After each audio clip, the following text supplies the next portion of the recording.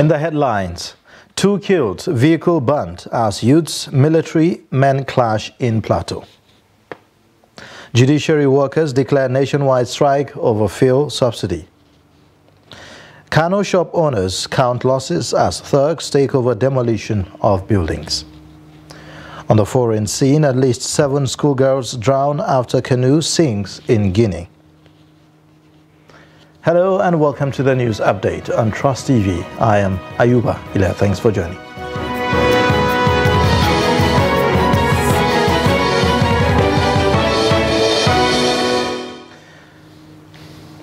And now the details. 2 persons have been feared dead and another critically injured as youths clashed with the military at a checkpoint in Mararaban Jama'a area of Jos South local government area of Plateau State. The incident, which occurred on Monday, also seriously caused panic in the area, with people scampering to safety until the area was completely deserted. Also, the highway from Mararaban Jama'a to 01 Junction, which leads to Jos City, was deserted with no vehicle in sight. Trouble started when mourners who were coming from mortuary with their corpse and heading for burial arrived at the checkpoint. It was gathered that some of the mourners, who were youths, were on motorcycles, and upon reaching the checkpoint, the military asked them to come down from their motorcycles and roll them on foot rather than riding it past them. This led to an altercation that resulted to the death of 2 persons. Angered by the outcome, eyewitnesses said that the youths then started demonstrating and set the military vehicle ablaze. The Judiciary Staff Union of Nigeria has declared an industrial action over the removal of fuel subsidy. The pump price of fuel tripled after President Bola Tinubu declared that fuel subsidy was gone. In a statement, JUSUN's General Secretary MJ Kwashiki directed all branches and chapters of the union to begin nationwide mobilization and withdrawal of service. The statement says that the action followed a decision of the National Executive Council of the Nigerian Labour Congress at her meeting on 2nd of June 2023 over the increase in the pump price of the premium motor spirit by the federal government through the NNPCL. It urged all zonal vice presidents to coordinate their zones by ensuring that branch and chapters chairmen mobilize their members for total compliance. Meanwhile, the Inspector General of Police, Usman Baba, on Monday described the proposed industrial action against fuel subsidy removal as an emerging threat capable of thwarting the current peace and stability of Nigeria's democracy. Baba, who spoke at Force Headquarters Abuja during a strategic meeting with other top corps of the force, vowed that he and his team, DIGs, AIGs, CPS and others, will not rest on their oars while the internal security of the country is jeopardized. The police chief said that the resolve was on the heels of the growing security challenges in the country, adding that at the moment a total of 3,619 suspects have been arrested for their participation in various crimes across the country between January and May 2023. According to him, 316 victims of kidnapping were rescued during the same period, while 486 assorted firearms consisting of AK-47 rifles and locally fabricated automatic weapons were recovered. As Nigeria Labour Congress gears up to embark on an industrial action on Wednesday to protest the implementation of subsidy removal by the federal government, residents of Jos, the Plateau State capital, are expressing worry over the proposed strike, saying that the action will put Nigerians into more hardship. Some of the residents who spoke to Trust TV say that though they will experience difficulties during the period, the action will pressurize government to do the needful. Ado Musa reports. The proposed strike action by Labour leaders came after the recent pronouncement by the federal government that the subsidy on fuel has been removed. This resulted to an adjustment in the price of petrol, which has officially jacked to nearly 600 naira in some states, with Plateau State selling at 537 per litre. The increase in the price of petrol has caused price of goods and services across the country to increase, leaving many lamenting the situation. NSA is right, by threatening to go on strike as from Wednesday if the federal government does not do anything. After all, this thing is in favor, their strike action is in favor of the common masses. Our expectations about fuel increment was a surprise, and it's still going to be a surprise. And then I am in full support of NLC going on strike on Wednesday.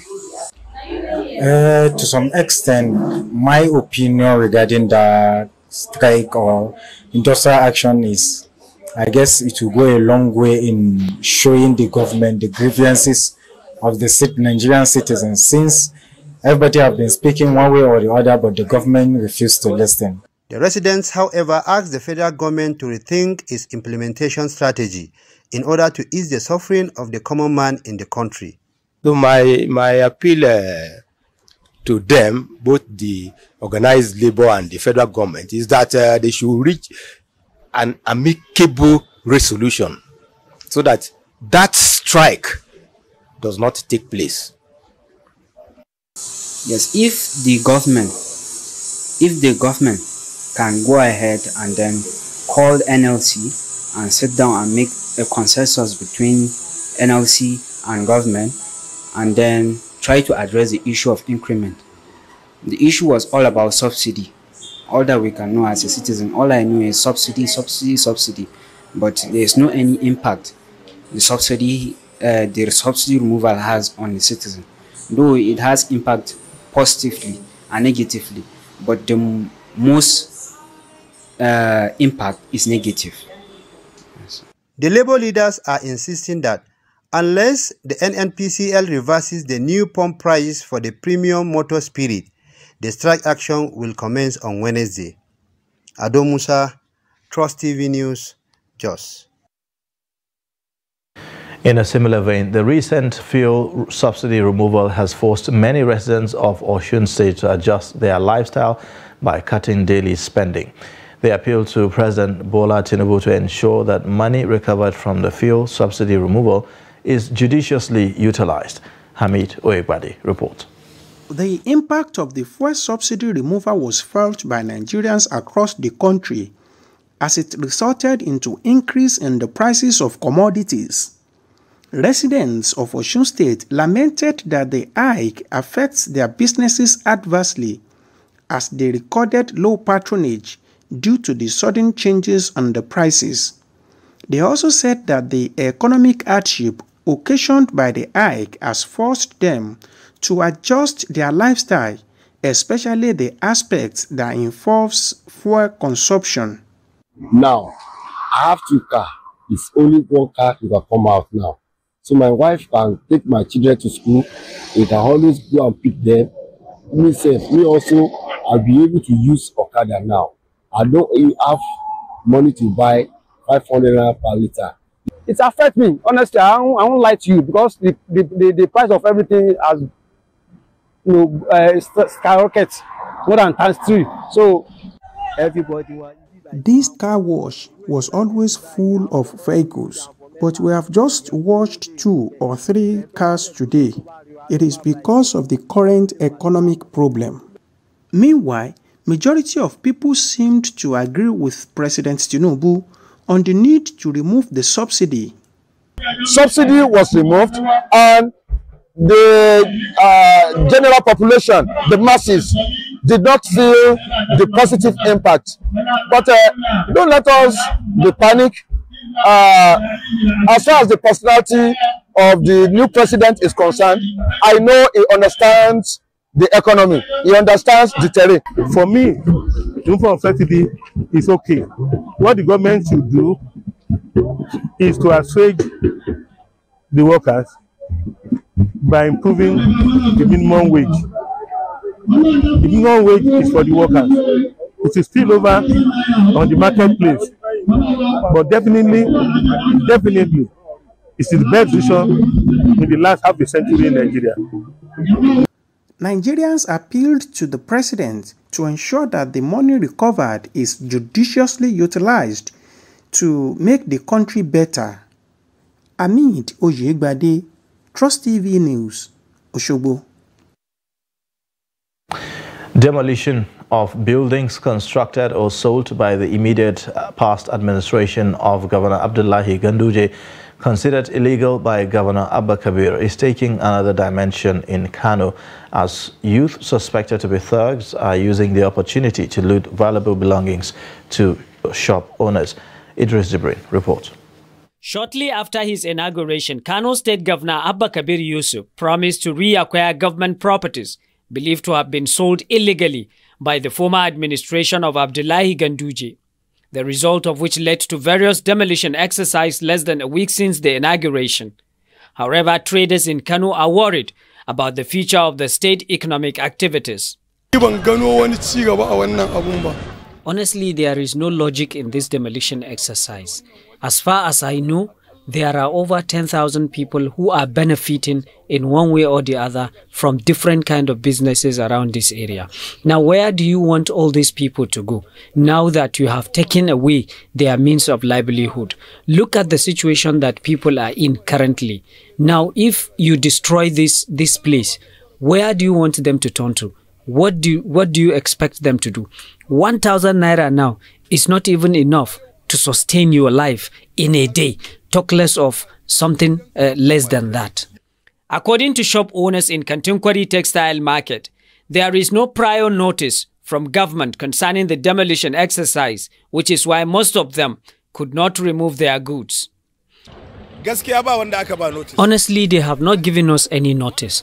Now, like you can see, that those shops close to the White House, I have 3 shops there, but nobody gave me notice. I only heard it on social media, and I had people talking that those of us who own shops around Kantunkwari should move. So yesterday, I brought some boys who helped me to remove all my goods before the destruction. Traders believes that destroying buildings like this could affect economic activities around the affected areas, especially now that they have not been provided with any other alternative. Honestly, what the state government did here is bad. Most of us here, this is the only way we used to get food and eat. Now that they have taken away everything we have, most of us will go back to taking drugs and even stealing. Only God knows what many of us will go and do. We did not elect this government to do this thing to us. We elected them to bring good for the people of Kano State. Now this is what they are creating for us. It is absolutely wrong. Meanwhile, youth suspected to be thugs are seen looting building materials across all the places demolished by the government. Idris Jibrin, Trust TV News, Kano. Meanwhile, Kano State Governor Abba Yusuf has announced the revocation of the sale of Hasia Bayero Pediatric Hospital. The hospital was allegedly sold during the administration of a former governor, Abdullahi Ganduje, to an All Progressives Congress chieftain. Governor Yusuf, who made the announcement during his visit to the hospital, reaffirmed his commitment to enhancing healthcare services, particularly for women and children. Governor Yusuf further assured the public that his government will prioritize healthcare delivery, pledging to invest in improving medical facilities across the state. While details of the revocation process are yet to be disclosed, the state government is expected to initiate an investigation into the circumstances surrounding the hospital sale. An Abuja magistrate court sitting in Zuba on Monday ordered for the report about the mental status of a Labour Party supporter, Obiajulu Uja, who protested the inauguration of the then President-elect Bola Ahmed Tinubu. Uja caused a stir at the Abuja airport when he voiced out some sensitive pronouncements, insisting that Tinubu should not be sworn in. In a resumed sitting on Monday, Magistrate Abdulaziz Muhammad ordered for the submission of result about the mental status of the defendant before adjourning to the next sitting. The court had earlier issued an order for a 1-month medical observation of the accused at Kuje Correctional Center, where he is being detained. There was disruption by the accused throughout Monday's sitting as he kept arguing with the magistrate who was reading the court order. Officials had taken him outside the courtroom after a 1-hour struggle to stabilize him. He was later ordered into a waiting van until the next sitting. You're watching the news update on Trust TV. Coming up shortly, we'll take a look at the need for a serene and conducive reading environment. Details and more after the break.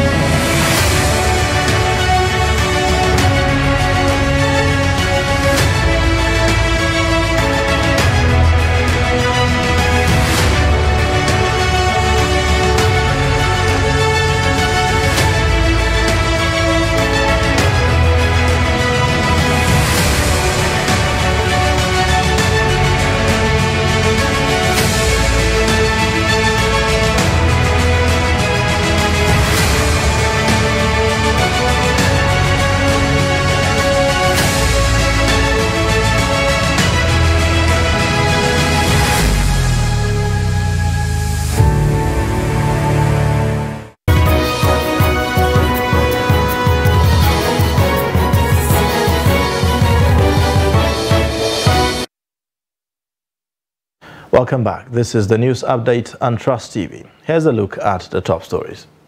2 killed, vehicle burnt as youths military men clash in Plateau. Judiciary workers declare nationwide strike over fuel subsidy.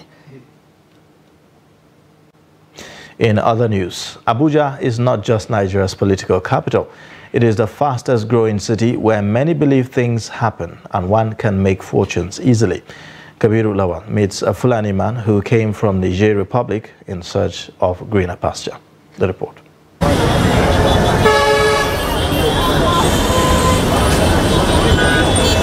This is a typical day in Abuja, a building city attracting people from all directions. Malal Abdulmumin Yusuf sells ram at Maraba Market, and he came to Abuja to try his luck, having believed that Abuja is the land of opportunity for people. In Niger, to be precise, and we have been here for years. Abuja has become a home for me and my family. I rear and sell goats, sheep, though Abuja is expensive. But if you are working, you will be comfortable. But if you are not, the situation and the nature of the town will tell on you. I came from far north, and I've been in Abuja for quite some time now. I hawk because I don't want to steal or become a beggar in the FCT. It's not easy though, but if you are determined, you will achieve your set objectives. The stories of people like Abdulmumin Yusuf are many. Little wonder the population of the capital city is growing beyond imagination. Some residents say life in Abuja is not all bed of roses, as one must struggle to make ends meet. Most people out there, they believe once you come to Abuja, it's very easy to make it. You understand? That's why most of us, or most people you are seeing around, coming with the mindset of making it, you know. You know how life it is generally everywhere. So Abuja being the federal capital territory is like a sure bet for anybody coming over that this is the mindset, this is it, I'm going to make it over here. You know, one thing is, Abuja is designed for civil servants because it's the capital city. Okay, so in view of this, if you have nothing to do around offices or government parastatals, you know, the next option for you is maybe an artisan. So these are the two likely people that can survive in Abuja. Though many districts and satellite towns were created to accommodate more people, the capital city is still crowded with more people coming to settle in the city, considered to be land of opportunity, being the political seat and seat of power. This is the Federal Capital Territory. It is also known as the Power City or the Land of Opportunities, where people from all walks of life have come to make ends meet.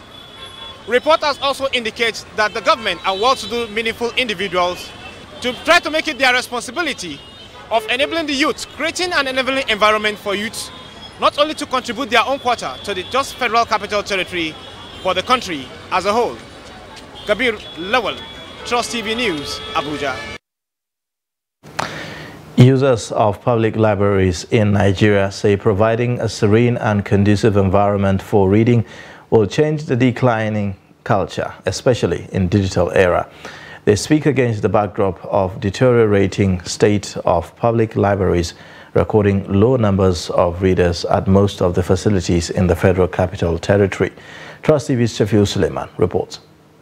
Prior to the emergence of internet, which makes it possible for readers to access e-books beyond boundaries in the comfort of their homes, public libraries served as hubs for the growing reading population.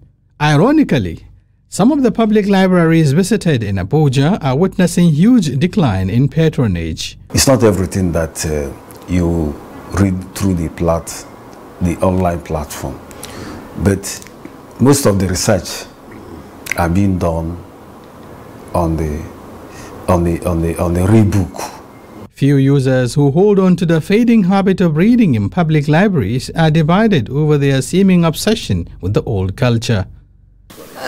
Because you cannot just get everything online. When you come to the library, you have varieties of books written by different persons, so you can always have the opportunity to make research from different angles. Because I love the environment, the serene environment, and as you can see, there is light and AC. Well, when you come to library, you're more likely to concentrate than when you're on your phone or on internet. And there is a lot of distraction of stuff today. Millions of readers now browse through the internet to access literatures of different kinds without necessarily going to the libraries. This trend, experts say, contributes to the decline in reading culture, especially amongst students. Government, NGOs, all structures of